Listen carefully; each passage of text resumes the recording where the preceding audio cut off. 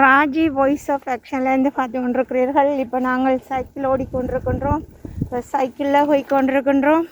பார்க்குறீர்கள், இப்போ கிட்டத்தட்ட 7:30க்கு மேல் 8 மணிக்கு கிட்ட வர போன்றது.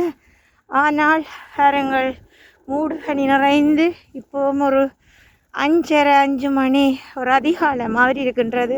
ஆனால் அப்படி இருந்தும் வயது போனவர்கள் தமது வாக்கிங்கை விடாமல் செய்கிறார்கள், விடாமல் அவர்கள் வாக் பண்ணுகிறார்கள்.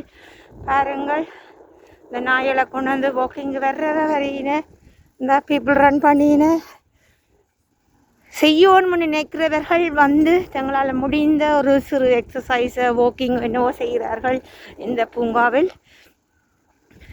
நீங்கள் பார்த்து கொண்டிருப்பது ராஜி வாய்ஸ் ஆஃப் ஆக்ஷன்லேருந்து இலையுதிர் காலம் நிறைவுக்கு வருகின்ற காலமாக இருக்கின்றது. பாருங்க, எல்லா மரங்களிலும் இருக்கிற இலைகள் விழுந்து விட்டன.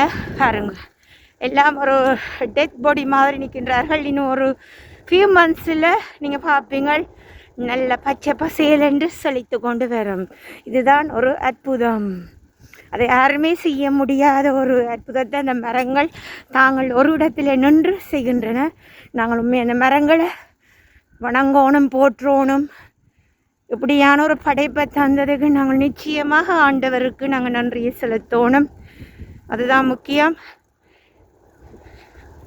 இந்த மரத்தை கூட தரித்துட்டு எப்படின்னா அணில் வாழ்கிறதுக்கு விட்டுருக்கேன், அணிலும் கிளிகளும் வாழ்கிறதுக்கு. சூரியன் எங்கேயோ ஒளிச்சிருந்து வந்து கொண்டிருக்கிறோம்.